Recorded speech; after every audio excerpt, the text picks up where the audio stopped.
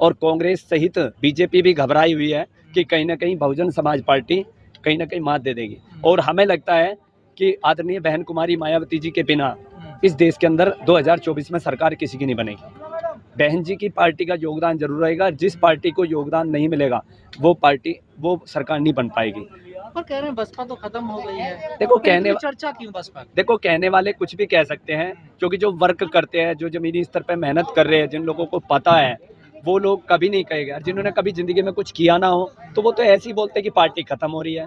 और जिस पार्टी ने हम लोगों को चलना सिखाया है, जिस पार्टी ने हमें हक अधिकारों की लड़ाई लड़ना सिखाया है, और जिस पार्टी की वजह से उत्तर प्रदेश को स्वर्ग बना दिया गया है बहुजनों के नाम से, चाहे वो एग्जाम्पल के तौर पर देख लीजिए लखनऊ के अंदर अंबेडकर पार्क जो बना हुआ है वो बहुजनों की शान है। तो ये नॉर्मल सी बात है कि जिन लोगों नकार नपुंसक लोगों को लगता है कि बहन जी की सरकार नहीं बना सकती या पार्टी खत्म हो चुकी है, तो मुझे लगता है कि मानसिकता खत्म हो चुकी है उन लोगों की। देखो कांग्रेस को मानना पड़ेगा, लोहा मान चुकी है। और भाजपा आने वाले समय में ये छोटे छोटे दल बने हुए हैं, चाहे वो बावन मेसराम जी का हो, चाहे आजाद समाज पार्टी हो, चाहे लोक दल हो, या एनीवे जो भी क्षेत्रीय पार्टी है, उन्हें भी मानना पड़ेगा बहन जी का लोहा। और सीधी सी बात है, कांग्रेस ही नहीं, लोग कहते हैं कभी मतलब अपने कार्यकर्ताओं को झुकने नहीं दिया। जब खुद नहीं झुकी तो कार्यकर्ताओं को क्यों झुकने देगी? हाँ, जिसे दलाली करने की आदत है वो झुकेगा, लेकिन बहन जी कभी झुकी ना झुकेगी। चंद्रशेखर भी चुनाव लड़ रहे हैं, उनको क्या कहना है? देखो वे बड़े भाई हमारे एडवोकेट चंद्रशेखर जी, और वे चुनाव लड़ रहे हैं, अच्छी बात है, संघर्ष करना चाहिए, लेकिन मुझे नहीं लगता कि शेखर भाई अपनी जमानत भी बचा पाएंगे। गठबंधन कर रहे हैं वो भी पार्टियों से? गठबंधन कर रहे हैं, छोटी मोटी पार्टियों से कर रहे हैं। हनुमान बेनीवाल है एक राजस्थान का, जिसने अपने लेटर पैड पर लिख कर दिया था कि राजस्थान स्टेट के अंदर से अनुसूचित जाति जनजाति का आरक्षण खत्म होना चाहिए और संविधान खत्म होना चाहिए। तो शेखर भाई थोड़ा सा मिसअंडरस्टैंडिंग हो रहे हैं। कभी तो केसीआर के मुख्यमंत्री जी से मिल लेते हैं, कभी हनुमान बेनीवाल जी से मिल लेते हैं। तो उससे क्या है कि अपनों का ही नुकसान हो रहा है। जो दलित विरोधी रहे हैं, जो आरक्षण विरोधी रहे हैं, जो संविधान विरोधी रहे हैं, वो लोग उन लोगों से मिल रहे हैं, तो नॉर्मल सी बात है, नुकसान बसपा मिशन से भटक गई है, सही बात है क्या? नहीं, ऐसा कुछ नहीं है। बसपा आज भी उसी खेमे में काम कर रही है। थोड़ा सा सोचने का नजरिया है।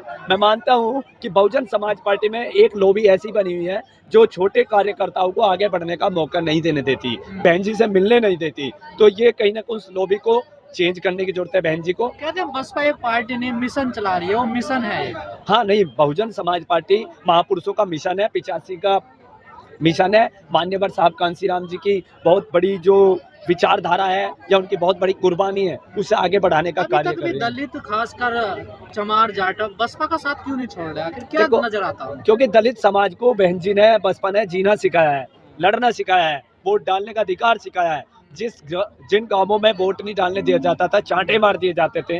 और आज अगर बसपा 4 बार सत्ता में ना आती तो शायद आज ये जो मंच लगा रहे हैं ना जंतर मंतर पे, ये मंच नहीं लगा पाते, ना हमारी इतनी औकात होती। तो ये कहीं ना कहीं बाबा साहब और साहब कांसीराम जी के मिशन को जो आगे बढ़ाया वो बसपा ने बढ़ाया।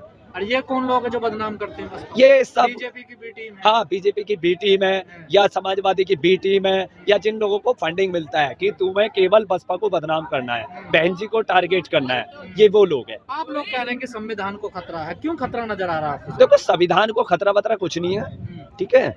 ये संविधान बाबा साहब ने बनाया हुआ है और इनकी इतनी औकात नहीं कि वो संविधान को खत्म कर दें। हाँ, संशोधन चेंज कर सकते हैं।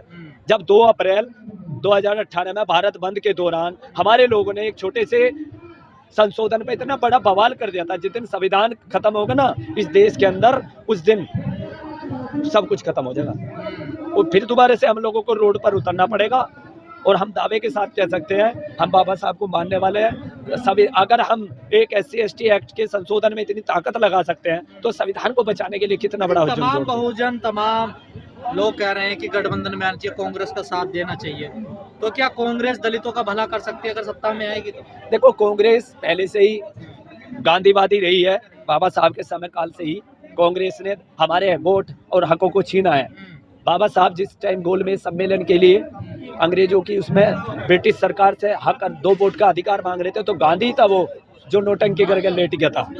तो मेरा मानना है कि कहीं ना कहीं कांग्रेस कोई नहीं भला कर पाएगी, न करा आज तक, बीजेपी हो या कांग्रेस। के लिए कांग्रेस खतरनाक है, बीजेपी दोनों ही खतरनाक है भाई। कांग्रेस तो स्लो पॉइजन है और बीजेपी फास्ट पॉइजन है, दोनों है खैरी।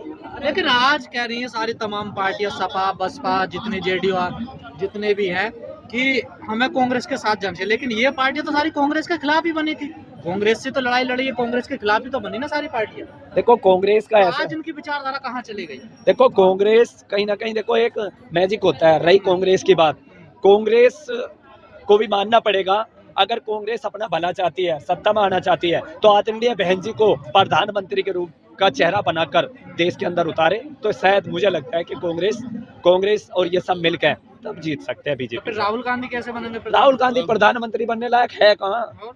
है, इतना मैच्योर नहीं है वो, इतना मैच्योर नहीं है। बहन जी की गिनती कर रहे हो उससे आप? हाँ। वो एक स्टेट में काम नहीं, वो एक जिले में काम नहीं कर सकता, और बहन जी पूरे प्रदेश में काम कर चुकी है। आयरन लेडी का नाम बहन जी को अगर दिया गया है तो विदेशों से दिया गया पर है। दलित भी तो है ना, इस बात को भूल जाते हैं ना आप लोग, देखिए। नहीं, हम लोग नहीं बोलते, जो दलाल किस्म के जो एक कौवे पे अपना ईमान धर्म बेचते हैं वो लोग बोलते हैं। जो मनुवादी मानसिकता के लोग कांग्रेस में है, क्या वो एक्सेप्ट कर पाएंगे मायावती को? देखो उन्हें एक्सेप्ट करना पड़ेगा, नहीं तो कांग्रेस फिर जूतों से पिटेगी, फिर बाद में एक्सेप्ट करेंगे, या तो प्यार से एक्सेप्ट कर लेंगे या पिट के कर लेंगे। अभी आपने देखा नहीं अखिलेश का क्या हाल हुआ मध्य प्रदेश में, उसे एक भी सीट नहीं दी कांग्रेस तो को। अखिलेश है ही कहाँ, क्षेत्रीय पार्टी है, क्षेत्रीय पार्टी है वो केवल थोड़ा बहुत कुछ समाज के दलालों की वजह से यहाँ सरकार बन गई थी, वरना अखिलेश की कोई गिनती नहीं है। अखिलेश बच्चा है, राहुल भी बच्चा है बहन जी के सामने, बिना मान रहे हैं। तो आप चाहते हैं बहन जी प्रधानमंत्री उम्मीदवार? प्रधानमंत्री जी, अगर ये भला चाहती है कांग्रेस, तो बहन जी को प्रधानमंत्री के चेहरे के रूप में उतारना पड़ेगा।